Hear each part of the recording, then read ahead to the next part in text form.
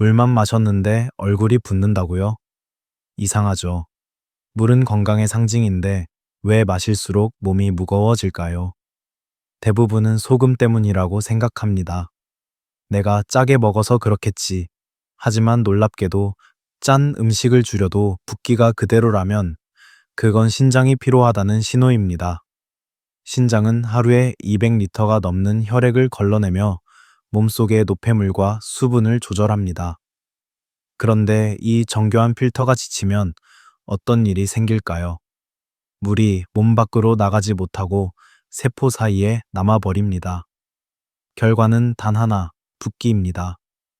그런데 더 신기한 건 이 현상이 단순히 많이 마셔서 생기는 게 아니라는 겁니다. 오히려 몸이 탈수 상태이거나 신장이 제 기능을 못할 때 몸은 물 한 방울도 놓치지 말라는 명령을 내립니다. 그래서 물을 마셔도 배출되지 않고 몸 안에 머물게 되는 거죠. 이건 단순한 부종이 아닙니다. 신장이 지금 나 힘들다 라고 보내는 SOS 신호입니다. 많은 분들이 붓기를 미용 문제로만 생각하지만 사실은 내 몸속 밸런스가 무너졌다는 경고입니다. 오늘은 바로 그 이유를 쉽고 명확하게 풀어드리겠습니다. 물이 몸에 남는 진짜 이유, 그리고 신장이 보내는 숨은 피로 신호. 듣고 나면 분명 이렇게 말하게 될 겁니다. 아, 그래서 그랬구나. 신장은 작지만 놀라운 장기입니다. 하루 종일 쉬지 않고 피를 걸러내며 우리 몸의 물과 염분을 조절하죠. 그런데 나이가 들수록 이 필터가 조금씩 약해집니다. 50이 넘으면 신장 속의 작은 여과기, 즉 네프론의 수가 줄어들고 기능도 떨어집니다. 예전엔 쉽게 걸러내던 물과 노폐물을 이제는 힘겹게 밀어내야 하는 거죠. 그럼 어떤 일이 생길까요? 몸은 위험을 느끼고 물 저장 모드로 전환합니다. 바로 이때 등장하는 게 호르몬입니다. ADH, 알도스테론 같은 이름 들어보셨죠? 이 호르몬들이 물을 버리지 마라, 잡아둬라 라고 신호를 보냅니다. 결과적으로 물이 빠져나가지 못하고 피부 및 손과 발, 얼굴 사이에 남게 됩니다. 그래서 물을 많이 마셨다고 붓는 게 아닙니다. 반대로 몸이 물을 놓지 못해서 붓는 것입니다. 이상하죠? 물이 많으면 버려야 하는데 오히려 쥐고 있으니 말이에요. 이게 바로 신장 피로의 역설입니다. 게다가 체내 염분 농도도 영향을 줍니다. 짠 음식을 줄였는데도 붓는다면 이미 세포 안팎의 염도 균형이 무너졌다는 뜻입니다. 신장이 제 역할을 못하니 나트륨과 칼륨이 엉켜서 물의 이동 통로가 막히는 겁니다. 마치 배수구가 막힌 집처럼 물이 고여 빠지지 않는 거죠. 여기에 또 하나의 복병이 있습니다. 바로 혈액순환 저하입니다. 나이가 들면 심장의 펌프력이 약해지고 다리 쪽으로 간 혈액이 잘 올라오지 않습니다.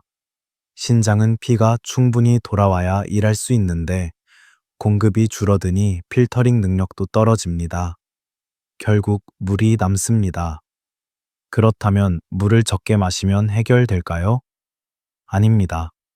이건 많은 분들이 하는 큰 착각입니다. 물을 줄이면 잠깐은 덜 붓는 것 같지만 오히려 몸은 더 강하게 물을 붙잡습니다. 탈수 신호가 들어오면 ADH가 폭발적으로 분비되거든요. 결국 물을 더 못 내보내는 악순환이 시작됩니다.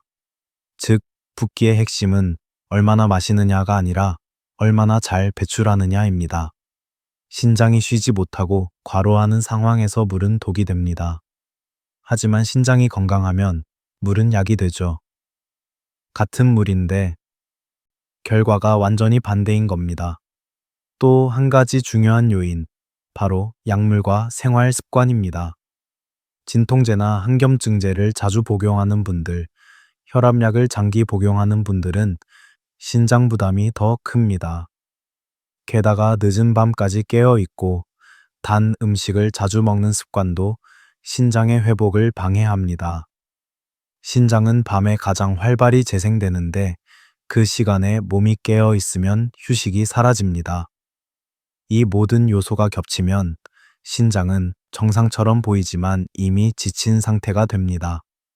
피검사에서는 수치가 괜찮아 보여도 실제로는 여과 효율이 떨어지고 붓기가 나타나는 이유가 바로 여기에 있습니다. 이쯤에서 한 가지 기억하세요. 붓기는 결과가 아니라 경고입니다. 신장이 아직 버티고 있을 때 몸이 먼저 알려주는 사전 신호입니다. 무시하면 어느 날 갑자기 혈압이 오르고 피로가 쌓이며 잠도 잘 오지 않게 됩니다. 물이 몸에 남는 건 단순한 불편이 아니라 내 몸의 균형이 무너지고 있다는 신호입니다. 결국 붓는 이유는 명확합니다. 첫째, 신장의 여과, 기능 저하. 둘째, 호르몬의 과도한 수분 저장 명령. 셋째, 혈류순환과 생활 습관의 문제. 이 세 가지가 맞물리면 물은 빠져나가지 못하고 몸속에 남습니다. 이제 우리는 알게 되었죠. 물만 마셔도 붓는다는 말은 사실이지만 그 원인은 물이 아니라 지친 신장입니다. 진짜 문제는 물이 아니라 물을 다루는 능력입니다. 다음은 이렇게 피로해진 신장이 우리 몸에 어떤 신호를 보내는지, 그리고 그때 나타나는 구체적인 증상을 알아보겠습니다. 혹시 당신의 몸도 이미 이 신호를 보내고 있을지 모릅니다. 아침에 일어났을 때 거울 속 얼굴이 낯설게 부어 있나요? 눈두덩이 부풀고 손가락이 뻣뻣하고 발목이 눌리면 자국이 남나요? 그렇다면 이미 몸속에서 작은 경고가 시작된 겁니다. 이건 단순히 피로해서 생긴 부종이 아닙니다. 신장이 제 역할을 다하지 못할 때 나타나는 전형적인 신호입니다. 물론 나이 탓이라고 넘기기 쉽습니다. 나이 들면 다 그렇지. 하지만 아닙니다. 정상적인 신장은 여든이 되어도 여전히 물을 잘 걸러낼 수 있습니다.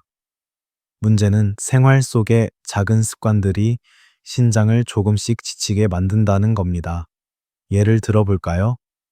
하루 종일 앉아서 움직이지 않는 생활, 짠 음식, 단 음료, 밤늦은 취침, 진통제의 반복 사용.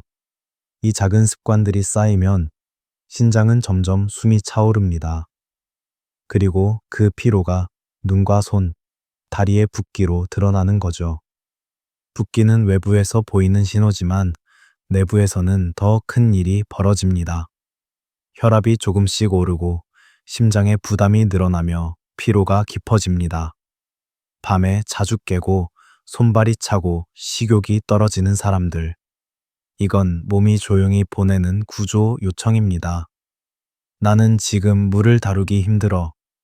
신장이 보내는 이 한마디를 무시하면 어떻게 될까요? 혈액 속 노폐물이 쌓이기 시작하고 몸은 스스로를 정화하지 못하게 됩니다. 그 결과는 단순한 부종이 아니라 만성 피로와 혈압 상승, 심하면 신부전으로 이어질 수 있습니다. 하지만 너무 걱정하지 마세요. 몸은 언제나 회복하려는 힘을 가지고 있습니다. 붓기라는 신호는 아직 늦지 않았다는 뜻입니다.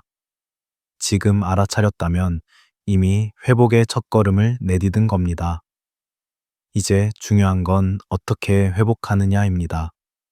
다음 단계에서는 지친 신장을 도와줄 3가지 실질적인 방법을 알려드리겠습니다. 어렵지 않습니다. 단지 조금의 습관 변화로 몸의 흐름을 완전히 바꿀 수 있습니다. 이제 알고 있죠? 붓기의 근본 원인은 물이 아니라 피로한 신장이라는 걸요. 그렇다면 지친 신장을 어떻게 회복시킬 수 있을까요? 방법은 생각보다 단순합니다. 단 3가지 변화면 충분합니다. 첫째, 신장의 짐을 덜어주세요. 가장 먼저 소금을 줄이는 겁니다. 짜게 먹는 습관은 신장이 감당해야 할 나트륨의 양을 폭발적으로 늘립니다. 하루 나트륨 섭취를 절반으로 줄이는 것만으로도 붓기가 눈에 띄게 줄어듭니다. 식탁에서 젓가락을 멈추기 전 한 번만 더 생각해 보세요. 이 한 입이 내 신장을 힘들게 할까? 또 하나, 가공식품과 인스턴트를 멀리해야 합니다. 편하지만 그 속엔 나트륨과 인산염이 숨겨져 있어 신장을 피로하게 만듭니다. 물 마시는 방법도 중요합니다. 많이 마신다고 좋은 게 아닙니다. 조금씩, 자주, 천천히. 한 번에 벌컥벌컥 마시면 신장이 갑자기 물 폭탄을 맞게 됩니다. 하루 1.5리터를 기준으로 나누어 마시세요. 아침에 한 컵, 점심 전후 한 컵, 오후에 한 컵, 저녁에는 조금만. 밤에는 과도한 수분 섭취를 피해야 붓기를 줄일 수 있습니다. 둘째, 신장의 순환을 깨워주세요. 신장은 혈류가 충분해야 일합니다. 그래서 움직임이 곧 치료입니다. 매일 20, 30분 걷기, 가벼운 스트레칭, 다리 올리고 쉬는 습관이 신장으로 가는 혈류를 회복시킵니다. 특히 오래 앉아 있는 분들은 1시간에 한 번은 자리에서 일어나세요. 단 3분이라도 몸을 움직이면 혈액이 돌고 신장이 숨을 쉽니다. 셋째, 몸이 스스로 정화할 수 있도록 도와주세요. 자연의 힘을 빌리는 거죠. 붓기를 완화하는 음식들이 있습니다. 팥, 오이, 영은, 애호박, 사과, 그리고 미지근한 물. 이들은 신장의 부담을 줄이고 몸속 염분 균형을 맞춰줍니다. 한국의 전통 지혜인 옥수수 수염차나 검은 콩차도 좋은 선택입니다. 이들은 강하지 않지만 꾸준히 마시면 신장이 조금씩 활력을 되찾습니다. 물론 아무리 좋은 음식도 과하면 독이 됩니다. 하루 한두 잔이면 충분합니다. 무엇보다 꾸준함이 약입니다. 신장은 느리게 망가지지만 회복도 천천히 이루어집니다. 그러니 급하지 않게 하지만 멈추지 말고 이어가세요. 마지막으로 잠을 신경 써야 합니다. 신장은 밤 11시 이후에 회복 작업을 시작합니다. 그 시간에 깨어 있으면 회복이 미뤄집니다. 따뜻한 물 한 잔으로 몸을 풀고 조용히 눈을 감아보세요. 그 1시간의 숙면이 신장을 다시 숨쉬게 합니다. 이 3가지 원칙을 기억하세요. 짠맛을 줄이고 천천히 물을 마시며 몸을 자주 움직이기. 복잡하지 않죠? 하지만 이 단순한 습관들이 신장을 살리고 몸의 흐름을 바꿉니다. 붓기가 줄고 몸이 가벼워지고 잠이 깊어지는 순간이 찾아옵니다. 그건 우연이 아닙니다. 당신의 신장이 다시 일어나고 있다는 증거입니다. 붓기는 단순한 증상이 아닙니다. 몸이 조용히 보내는 신호, 이제 나를 돌봐줘 라는 부탁입니다. 이 신호를 무시하지 마세요. 지금 바로 작게라도 시작하면 됩니다. 하루에 물 한 잔, 짠맛을 덜한 식사, 잠깐의 걷기. 이 3가지만 꾸준히 하면 몸은 바로 반응합니다. 단 일주일이면 얼굴이 가벼워지고 다리가 편해지고 아침이 달라집니다. 신장은 생각보다 빠르게 회복합니다. 우리가 잠시 멈춰 서서 들어주기만 하면 됩니다. 몸은 늘 당신 편입니다. 당신을 벌하지 않습니다. 단지 도움을 기다릴 뿐입니다. 오늘부터 그 신호에 귀 기울이세요. 물은 여전히 친구입니다. 단지 그 친구가 편히 흐를 수 있게 신장을 쉬게 해주세요. 그 작은 변화가 당신의 몸을, 삶을 다시 빛나게 만들 겁니다.